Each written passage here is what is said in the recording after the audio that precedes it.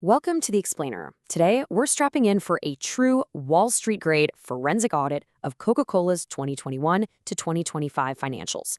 We're going to strip away the iconic branding, ignore the noise, and dive straight into the raw data. Our goal? To figure out if this legendary stock is still a safe compounder or if it's actually a looming trap. So let's jump right into the core question we're trying to answer today. Coca-Cola is currently trading near its all-time highs. And on the surface, the numbers look absolutely spectacular. But when you really roll up your sleeves and dig into that 2021 to 2025 financial data set, a pretty serious question emerges.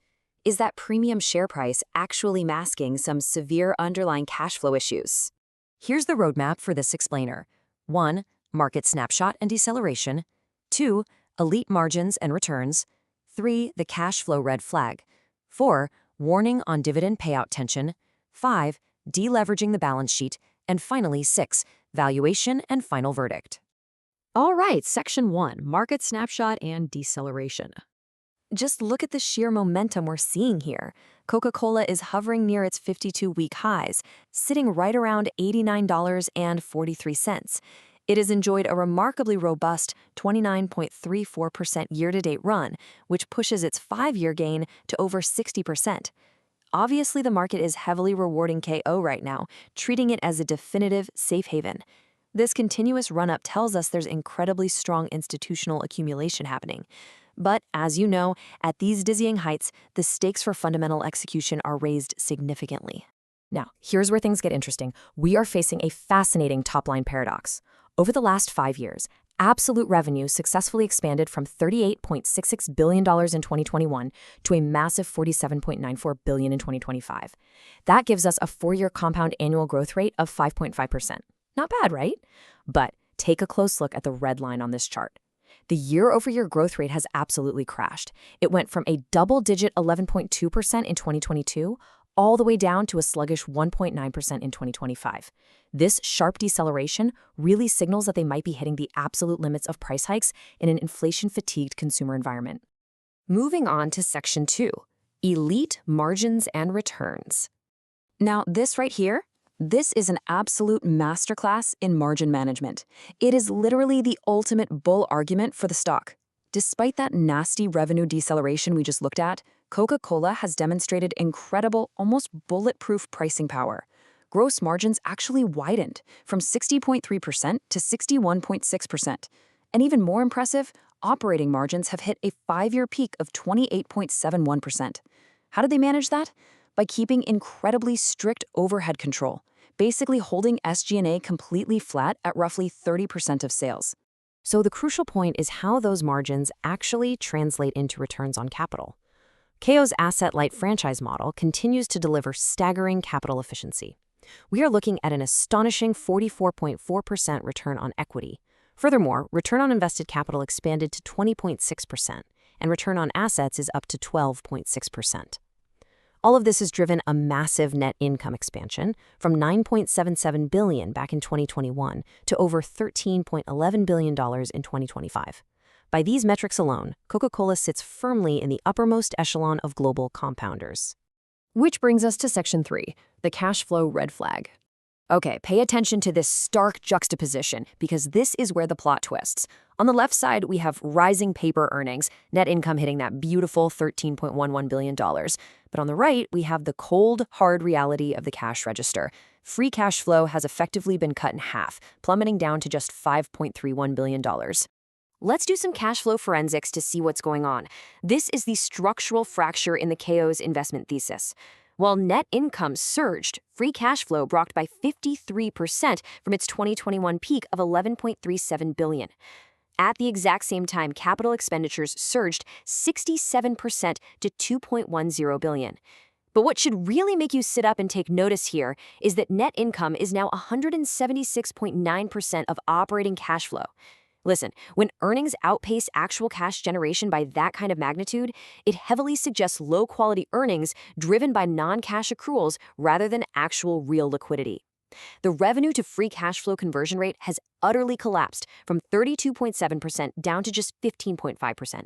All right, Section 4, Warning on Dividend Payout Tension. Management's capital allocation priority here is unmistakable.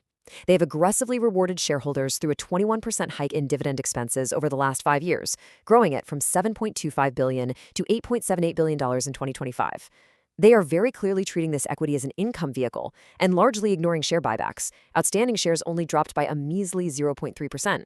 They are absolutely cementing their status as a dividend king, but in doing so, they are heavily increasing their fixed cash obligations year over year. 165%. Seriously, burn that number into your brain for a second. This is the 2025 dividend payout ratio relative to free cash flow. Let's break down this payout warning gauge. As we all know, a payout ratio exceeding 100% of free cash flow is a glaring, flashing red flag for dividend sustainability. Coca-Cola's dividend expense of $8.78 billion is consuming 165.4% of its $5.31 billion in free cash flow. And get this, it was actually 174.8% last year. So how on earth are they paying for this? Through a liquidity bridge. They have a massive $15.81 billion stockpile of cash and equivalents, and working capital has surged to $9.76 billion. But let's be real. Paying dividends from the balance sheet rather than operational cash flow is a mathematically finite strategy. Eventually, that well is going to run dry. Let's pivot to Section 5, deleveraging the balance sheet. Now, to be fair, it's not all doom and gloom. Despite those glaring cash flow alarms, management has successfully deleveraged the business. The debt-to-equity ratio has been steadily reduced from 3.02 back in 2021 down to a much safer 2.19. The debt-to-income ratio also fell, going from 4.38 to 3.47. But most notably, tangible book value flipped from a negative $11.61 billion to a positive $4.15 billion. This balance sheet strength is absolutely crucial. It acts as a safety net, buying Coca-Cola the time and runway they desperately need to go in and fix their cash conversion cycle without facing a catastrophic credit event. Finally, Section 6, valuation and final verdict.